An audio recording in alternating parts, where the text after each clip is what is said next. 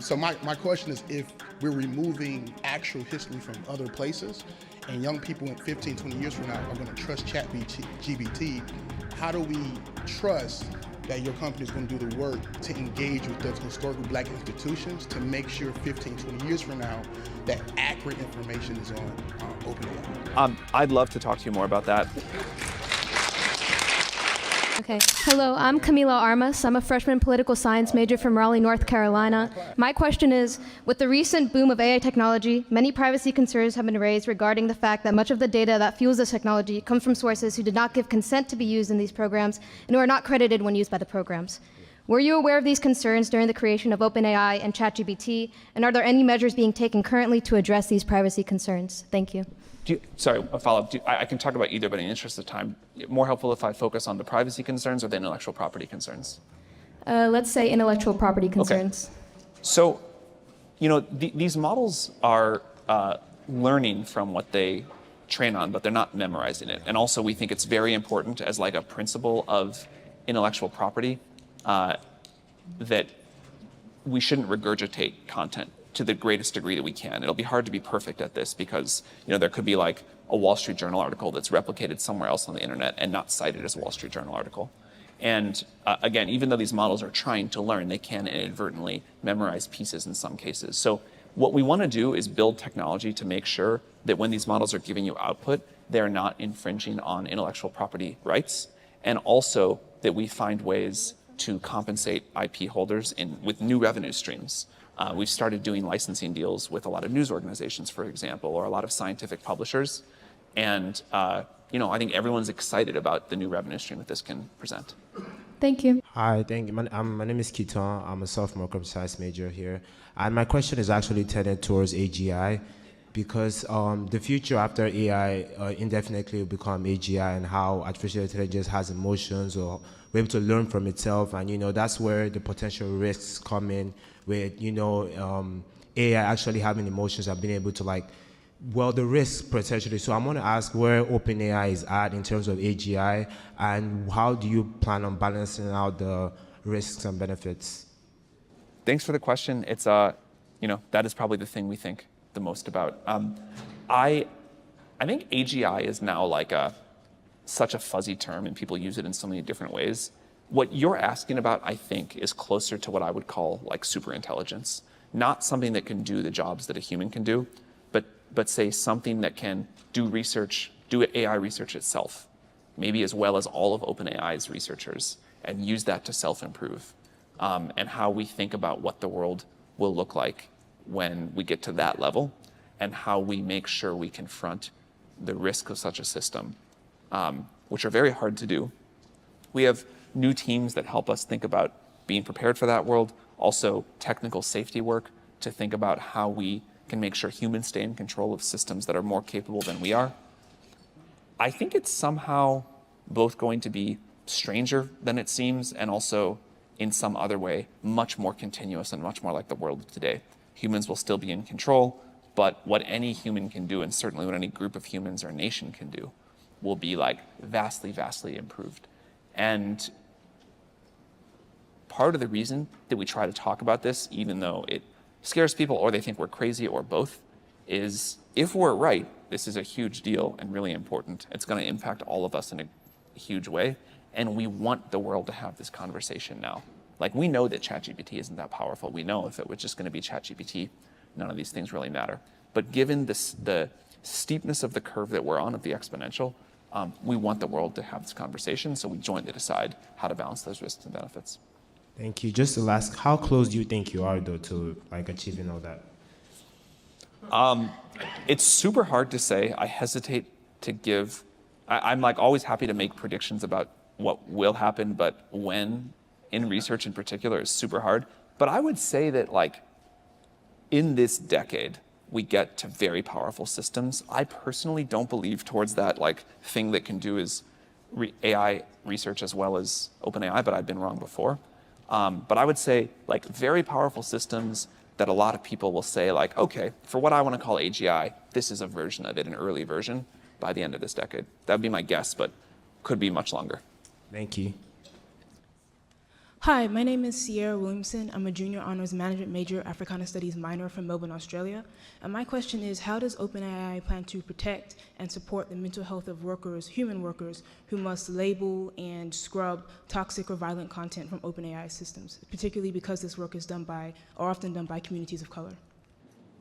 Great question. So obviously provide lots of counseling and support to people. We've learned more about how this works, and we're trying to do more of it in-source with our own team members as much as we can, when we can more control the support we provide.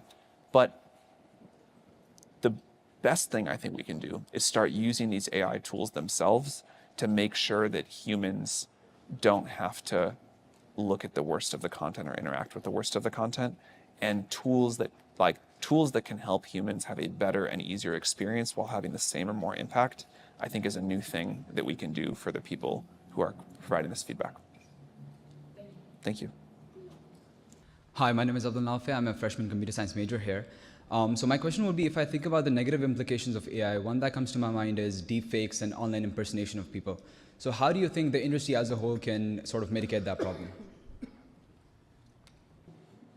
There's two different directions I can imagine that coming from. One is when people say something themselves, or when they endorse a particular image, there's like a cryptographic signature other people can verify, and you say, this really is a picture I took, or this really is a quote I said. And we as a society decide that, we're just flooded with generated media. And back to that point about humans caring about other humans, we're gonna have these networks of trust, and we'll say, all right, you know what? If you didn't sign that photo, I'm gonna assume it's not real. And if someone didn't sign it that I trust, and I don't have that chain, I'm gonna assume it's not real. So that could happen. The other thing that could happen is that we have enough rules in place on the powerful AI systems that exist that there's a watermarking process that everybody kind of enforces. But with either of those paths, there will be a huge amount of generated content on the internet. And I think society is just very quickly going to evolve to understand not to take it too seriously. Before we take another question, I want to make sure you're okay taking a couple more questions. Sure. Okay. That's 5 minutes. Yep, great. Hello, I'm Alex Blocker, sophomore political science major from Columbia, South Carolina. And my question is, what role or initiatives do you think OpenAI and AI will play in enhancing collaborative education and the way that humans will end up learning in the future with AI? It is one of the few areas that we're the most excited about. Students and teachers were the first massive adopters of OpenAI, of ChatGPT, and have continued to surprise us at every step of the way with what they're doing and how much of an impact it's already having on education. In fact, very few students pay for GPT-4, so most of them are just using the free version and still seeing all of these positive results. Some of the GPTs that launched in the store a couple days ago, I think it was, are great educational experiences. But we can see a path to a world where every student gets a great AI personalized tutor, and that will transform how they learn. You'll still need human teachers for sure to provide much of the support, but the amplification this can have on what a teacher can do, I hope we get to a world where every college student starting 18 years from now is smarter than any of you freshmen here in this room. I think that'd be a great triumph. Thank you for your time. Reverend Vince Van, I come from the School of Divinity, as well as the as well as the Religious Affairs Chair for the NAACP DC chapter. My question is, so 15 years from now, we're going to see young people trust AI more than they trust any other thing, right? And the tough part is, in places like Florida, we know that certain books and even history from a Black lens is being removed. So what is the work that's being done? Are you all looking to engage with historical Black institutions regarding the information that's going to be on, but also theological spaces? So for instance, I use chat as well, but there's moments where you ask a question about slavery or a text in the scripture, and there's a reference to say, make them think about the lens of the time period, and it kind of softens the reality of what actually happened.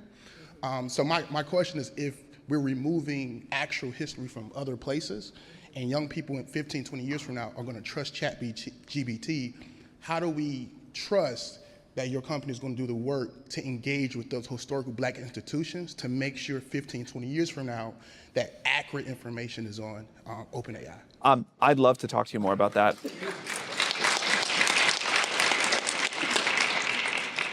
I mean, this is like a big part of why we try to get out into the world and talk to people that are not the people in SF every day. We have got to figure out a way that what gets encoded into these models, not just the knowledge, but the culture and the context and how things get explained, brings this diverse perspective of the whole world into it. So if there's areas we're missing the mark there now, we'd love to like talk about those. But more than that, we'd love the input on the principles going forward and how to set up a reliable process to make this work. One of my like sayings to people is better every rep. Like I believe that contact with reality and putting this out and getting hundreds of millions of people to use it and tell us what's good and what's bad, what works and what doesn't is the only way to make it better.